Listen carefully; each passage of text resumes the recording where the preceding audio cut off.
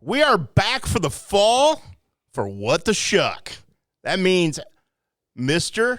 Excitement. Chris Duerr and I are back together. This is Muddy River Sports editor Matt Schuckman hanging out with the Bald Wonder, Chris Duerr. What's up, buddy? So before we go anywhere, I have to admit that in 29 years of covering high school football and football practices and the fall, Yes. I saw this year an invention, not by me, not by you, that I have never seen before that is absolute genius. Okay, what's this? This was concocted by Michelle Schuckman. This is the first day of school picture that Matt Schuckman took walking out the door to Camp Point. If there is not a lineup of these on your refrigerator from kindergarten on from now on, I am thoroughly disappointed. I can't believe you and I never thought of this ourselves. Okay, so we were sitting at our house on Sunday night, and she's asking me about Monday. And I said, well, I'm going to get up early. I'm going to Camp Point, then I'm going here. And she's like, I don't need to know all that. And then, okay, you don't. She's like, when are you going to be home? Okay, that's what I need to know.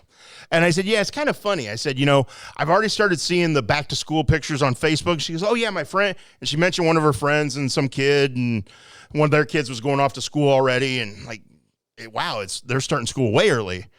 And I said, yeah, you know what? It would be funny to post a back to football picture or something. She's like, we're doing it. And she got all excited. And so we did. And I've gotten mentions of it all over the place. It was a great idea on her part. It was funny. It was fun. And it got the day going. You were an Evel Knievel lunch pail away from being my all-time favorite hero. Oh, dude. That was awesome. Okay, so you bring up lunch pails. Okay. So growing up, I had the Snoopy lunchbox. Okay, I was close. Back in kindergarten and stuff. Sure. Our buddy Don Krim, senior columnist. Senior means old, by the way. Yes, I know that. I hope he hears that well at my age. Mentioned, where's the Willie McGee lunchbox? Oh. If I had a Willie McGee lunchbox, I would bring it to work every day now. Yeah, as well you should. So I might have to do some eBay searching, if there is a Willie McGee lunchbox out there and someone knows about it, please contact me.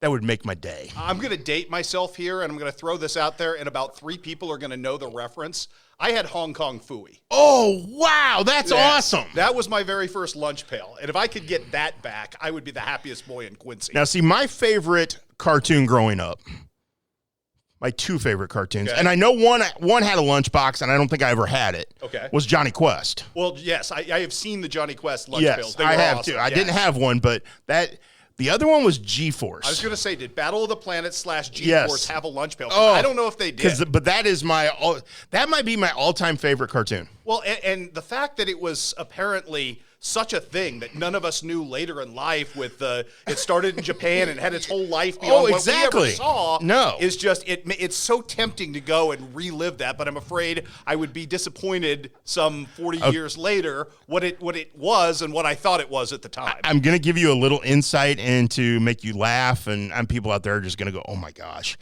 But picture Little Schuck. Yes. With his Tony Dorsett Dallas Cowboys 33 jersey on, yes. His red afro. Oh, yes. Sitting on the picnic table, pretending that he's flying the Phoenix. Well, as well you should be. I mean, transmute, my man. Transmute. Transmute. God, we are kindred spirits, aren't we? We are. Well, it's scary. If you had to pick a lunchbox today, from today? I think I have an idea what yours would be. Yeah. It would either be Breaking Bad or Better Call Saul. It would be Better Call Saul with Saul right now in that god-awful suit. And the way that show is ending up is just awesome. But, yeah, I would carry that to lunch every day and feel no shame about it. I like it. Okay, so we were talking lunch boxes. We're talking, back in the day type stuff. So here's my latest. Okay. Had the 16-year-old nephew with me in the truck. Okay. So obviously I listen to rock music. Yes. Pretty much nonstop. Twisted Sister comes on with I Wanna Rock. And I turned it up and I looked at him and I said, dude, this rocks. And he just looks at me and goes, no. Now he's going to be a junior in high school. Yes. So we go about our business. He came over to the house, helped me do some work. We get done. We're going to go get something to drink and you run a couple errands. I'm going to take him home. My single favorite song of all time. Okay. Def Leppard, Rock of Ages. Okay, you knew this. We've talked about this. Okay. So Rock of Ages comes on. So, of course, I turn it up. And I look at him again and go, okay, man, you got to admit this rocks. And he just turns his head and looks at me and goes, no. Oh. Where did I go wrong? Now, I say, where do I go? He likes Master of Puppets from Metallica. Well, who doesn't? I mean, that's do you want to know why? Not because of the song. Are you going to tell me it's because of the TV show on Stranger Things? Stranger Things. Well, as much as I want to curse that's the reason he likes it. As much as I want to curse that, I can turn on my pop radio today and hear Kate Bush doing "Running Up the Hill." I couldn't do that when song was in its heyday. Yeah. So it's a weird juxtaposition that Stranger Things has caused in this world. It has, but. And you know what I did today when I got in the truck? What did you do, my friend? I turned on rock music and heard Van Halen, and I rocked out, and I don't care if my 16-year-old nephew thinks I'm weird. Quick aside on this one. Yes. The most educated, smartest man I know in this planet, Carson Duerr. Okay. Wonderful social studies teacher over at Jacksonville High School. No question. 2 years ago, we are sitting in the car, and Marky Mark and the Funky Bunch come on, and Angie and I are losing our minds in the front seat. And the smart aleck in the back seat goes, well, what do you think ever happened to Marky Mark? I went, he's Mark freaking Wahlberg, the biggest actor on the planet, and know your role. He's got more money than you'll ever dream of there, Mr. Carson Duerr. Yeah, and I got an O. So I with the one victory I get over the genius at this particular point, yes. Well, we've talked a lot of non-sports stuff. I guess we should talk a little sports stuff here since we are on MuddyRiverSports.com, and this is the What the Schuck podcast. Perchance, we should. So what the shuck is going on these days? Anything? Well, so far, what I can tell you is it's glorious to have work. It's glorious to feel like a contributing member of society again, because I spent the last month doing nothing and realizing that if I someday retire, I'm going to need a hobby.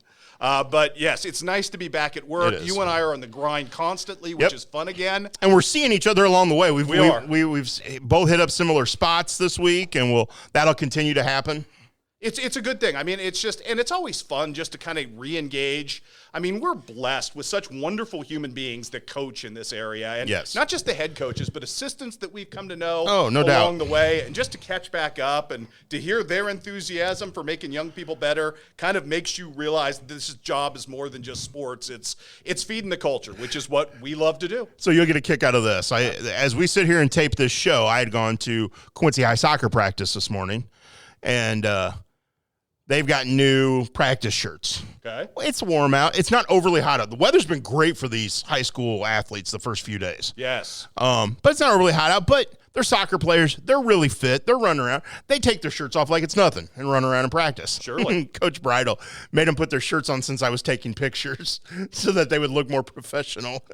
And so a couple of them looked over at me, realizing I was taking pictures, and gave me thumbs up or a peace sign or something. It was quite funny. I believe I saw the social media attached to that moment. So that was Monday. That was pretty funny. And please, boys, keep your shirts on for interviews. The viewing public, as much as you think you look good, prefers to see you be shirted. I can assure you. There's some truth to that. Yes. So, but no, a great start to the first week of the fall, and I think we're already getting some storylines building.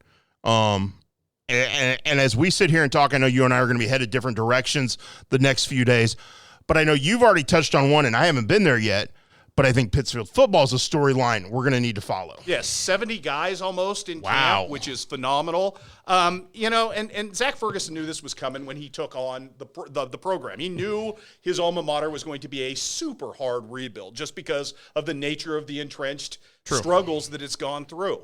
But last year they won 4 games. Yes. And when you go 4-5 in that conference, that is a huge accomplishment. And that conference, there's no gimmies. I had a chance to sit down this summer with Aaron Coons, who's probably best known around here for ending what should have been Quincy Notre Dame State Football Championship back in 2019. Yes. With that classic game against Williamsville. And Aaron told me essentially that, he saw so many good things from Pittsfield during the course of their game last year that he hadn't seen out of that program since they joined the conference, that he was pretty heartened that they were going to be a turnaround team. And sure enough, they're still tweaking with that defense because that has been a problem since way back to Don Bigley. Yes, no doubt about it. But the offense is fun, it's exciting, it's dynamic. They've got a senior quarterback and a sophomore quarterback who are both really dynamic kids. They can play both. They've got kids who can catch the ball all over the field, and they've got a line that actually looks like an offensive line that you would see at a Maroa Forsyth. So this is the really nice juxtaposition that has taken place with Pittsfield football, and I think that is going to be, I mentioned them. I got to them late. I mentioned to you I thought Macomb was one of those teams that was like that. Right. I think if you're talking about ascendant teams, I also think now Pittsfield is on that trajectory. Well, and you and I have talked. I'm going to hit up those two. I haven't hit them up yet. I will be headed those directions. Jack Duncan, quarterback at Macomb. Yes. And the great thing about this area, so you mentioned Pittsfield. We've mentioned Jack Duncan, the quarterback at Macomb. We could mention Colby Word at Brown County. Sure. There's a number of players at Camp Point Central, including the one standout returnee and Isaac Gennebacher. Right. Never mind Nick Moore, who's done pretty well for done himself. a great job at quarterback and is there again. But obviously, everybody goes to Aeneas Williams. Yeah. And understandably so. He is the most recruited player in this area, maybe in this area's history. I would agree, yes. Okay? But there are so many other players in this area who are going to have huge impacts on the success of their teams. We don't want people to forget about them. Well, and that's the point I tried to make when we kind of did our initial player rankings, which will shift, obviously, when they happen, and they're online now. But, in any other year, you and I would be thankful as all get out to have Keaton Pennywell as our number one guy on the board because he is an absolute stud. Oh, no question. And we haven't seen a linebacker like that in this area since he's Brett the Monroe Taylor. City linebackers. Yes. And the only difference is he doesn't have a Division I college in his backyard with a bunch of people who know the coaches saying, take a chance on this kid because he's worth it. But if you've seen the Pennywell legacy over the years, no question, they are incredibly pedigreed with what they've been able to do in terms of football and sports, and he's the best of the lot. And David Kirby will tell you that he's not seen a linebacker like this who just hunts and reads so naturally. So, and that's just the start of it. We have two legitimate Player of the Year candidates before you even blink who both have been recognized before their senior years at the highest level of their sports. No question. It just makes it fun. And you bring up Pennywell. There's another kid on Monroe City I'm excited to see because his dad created the pedigree. Yes. And he's following suit. Whoa. His dad and his mom. Let's not get Carrie Chindegrave angry at us because I was hoping she you was would the follow athlete in the family. Well, yeah, she was the athlete. Tony was the killer. There you go. Okay, I was trying to find the right word there. Thank you. But Waylon DeGrave is who I'm talking about, and he's a D1 kid, man. He in the is. future, if you look at him right now, he is every bit a Division I kid. The growth spurt he went through last year. You just look at the way he's built now with those thighs. And I watched him when he was kind of long jumping and just how much easy explosion he gets. He got a ball from Reese Bulig in practice the other day that there is no other kid in our area who's long enough and has that kind of snap with his quick twitch muscle fiber that could make that catch. He is unique and interesting and changing positions, which makes, and to me, this is what I thought was probably the most interesting discovery so far of the Barnstorm Tour. David Kirby has retooled his entire offensive backfield, and it looks good in the absence of Joshua Talton. They've been building for a long time for Cam Jones to come. Yes. You still have Keaton Pennywell back at the fullback position, and now you've got Waylon DeGrave at the halfback position with Landon Underback moving out to tight end. They've done some pretty amazing things, and Bulig can spin the ball. It's a long delivery. Okay. But he can spin the ball, and he's a heck of an athlete, as you well know. Yes. Well, really interesting. And I think what's interesting is the way they can use DeGrave in that halfback role. It's not going to be, here's the ball, run it. They're going to get it to him in a variety of ways. Pennywell's going to be your guy right up the gut who's going to run over people. Cam Jones is going to be able to do a lot of things. Again, it's going to be interesting. They're going to be very good. They are, and people forget they bring back 7 guys on defense, 6 of whom who aren't Keaton Pennywell, but an entire defensive line that's spotlighted by Landon Holland, who is just a grinder. So, obviously, we both have a lot of schools still to get to. We do. As we prepare for this, and I know you're dropping your Barnstorm Tour stuff every day. We're going to be dropping here at Muddy River Sports an online preview magazine on August 23rd. Awesome. So you'll see different football stories before then, but the bulk of them are going to be part of that magazine. So we're not – if you look at it and go, hey, he hasn't written about that team yet or that team, understand we're going to be putting together an online thing that is FREE free that you can download, you can look at. It'll be there all year. You can go back to it, check it out. We'll have as much info as we possibly can jam into it.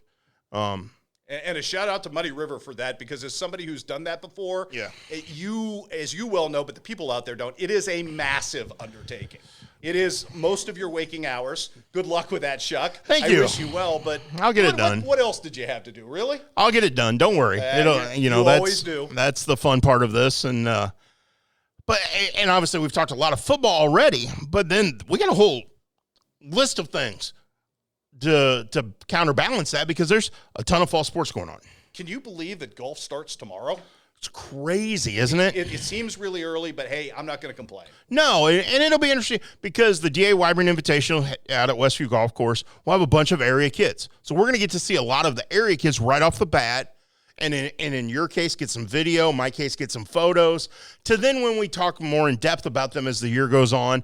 I believe you're doing your Student Athlete of the Weeks again this year. Yes, we will, starting October 1st. There you go. So, you'll have some video if a golfer pops up on that, or you'll get out to some volleyball matches early. So if that's the case in those regards. Provided the Russians don't hack me again, absolutely, Matt Schuck, but I will have video.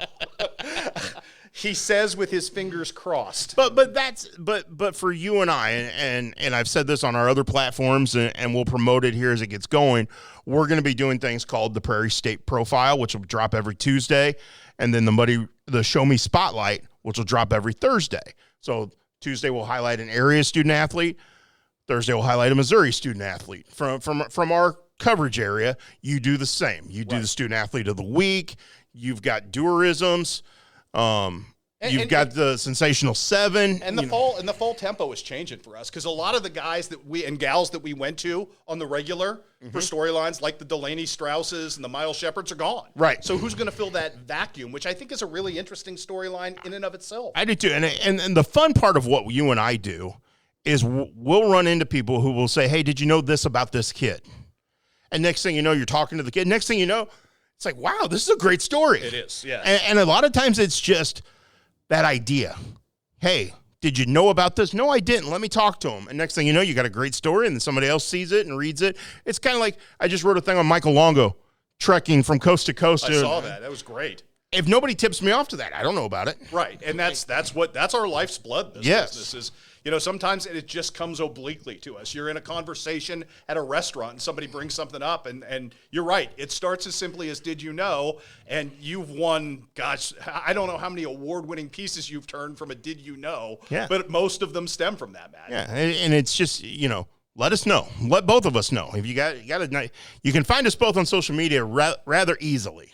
Yeah, we are not anonymous by any stretch of the imagination. So what else are you looking forward to as we get going? Is there anything that jumps out at you from the first 3 days you've been around athletes that you go, okay, I can't wait to see how this develops? Well, I was surprised everywhere I've been by something along the way to this point. I was very pleasantly surprised by the size of the Mark Twain Tigers. Okay. I mean, we all knew Lakota Preston was going to be something special. No question. But I got a chance to watch Clayton Turnbull, which was a story I wasn't expecting to become a story. This is a 4.0 kid who's worked his tail off, who helps coach, the little kids at Mark Twain. In fact, he was taking guff from Coach Epperson at practice for running them into the ground on the sled. And his answer was, well, if you don't make them love the sled, they can't be linemen. I don't ever remember loving the sled as a lineman. No. But God bless Clayton Turnbull for feeling that way. But I mean, and I went in there to do a Coleman Epperson story, because here's a kid who's, putting up Weston King type numbers, but is like 180 pounds. Right. So, it's just like you get there and all of these kind of stories branch off. So as far as football goes, everywhere we go, something new and neat has kind of availed itself.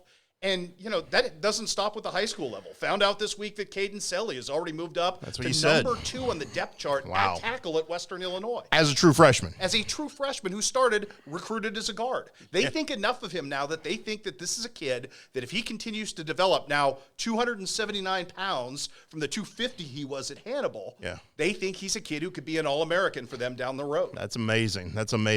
One unfortunate thing that we both have dealt with is that there will be a 1-game suspension for Palmyra coach Kevin Miles. You and I both had the chance to talk to him.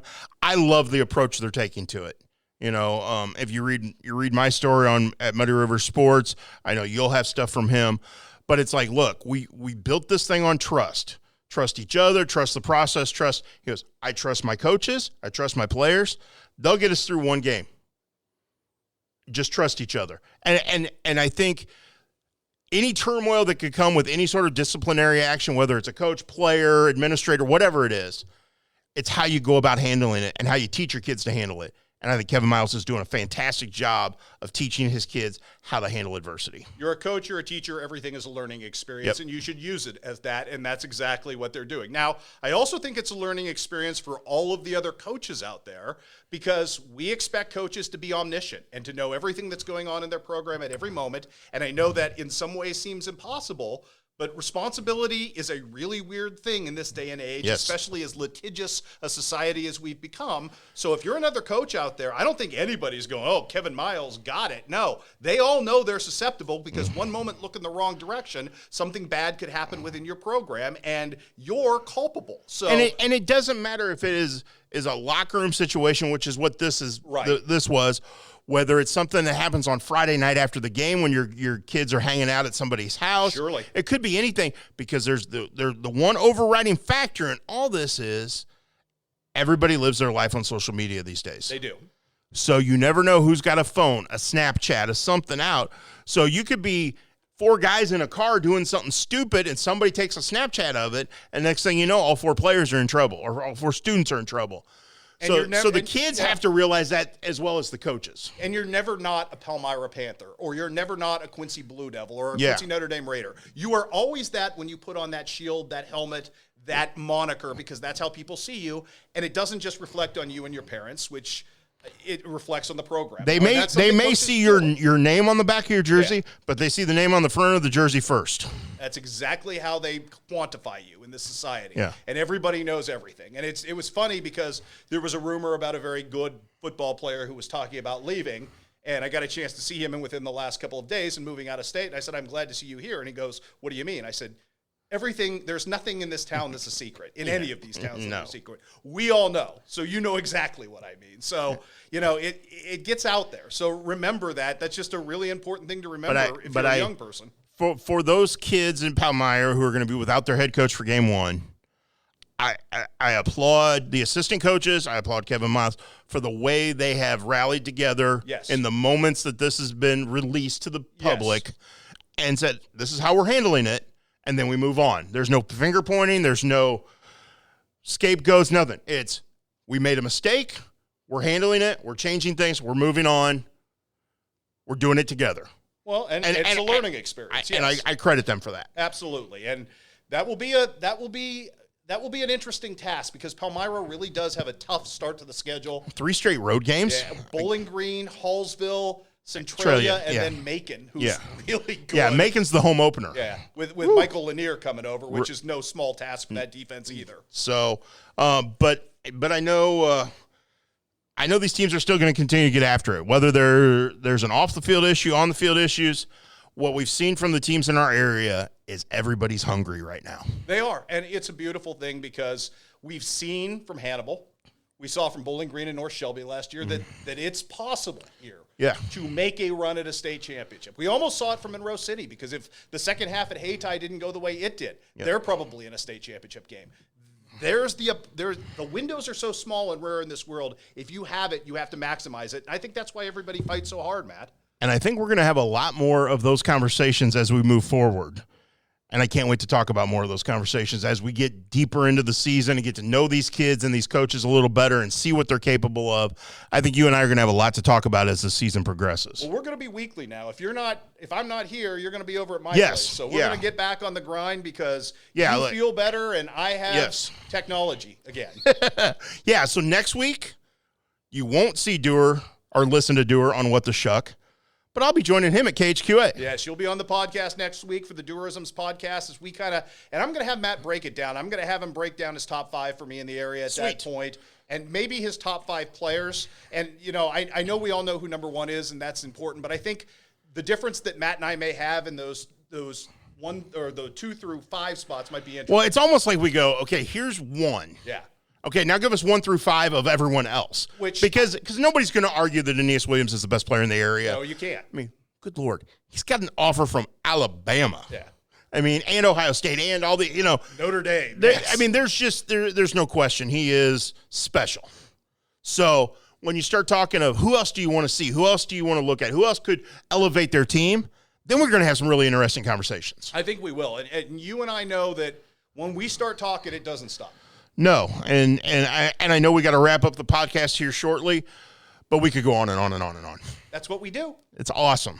And I'm glad we're back doing it. I am too. I look forward to this, and I was glad that we got a chance to get hooked up today because I missed this during the dog days. And now it's fun to kind of breathe life back into it. No question about it. And again, thanks for coming down to the Muddy Buddy studio and hanging out with me. Always a pleasure. And you know what? Next time we meet, I also have an oblique, obscure, old-school Dallas Cowboy riff for you that I want to share. Sweet. That involves Ashton Watts. Oh, wow. Yes. All right. So I've been working on this for a while. Sweet. I For can't your wait. benefit. I can't wait. Well, we'll catch up next week on the Duerrisms podcast. Absolutely. And 2 weeks from now, you'll be back here with me. Sounds like a plan, my man. Awesome, buddy. That's Chris Duerr. I'm Matt Schuckman. This has been What the Shuck, the podcast. Join us next time.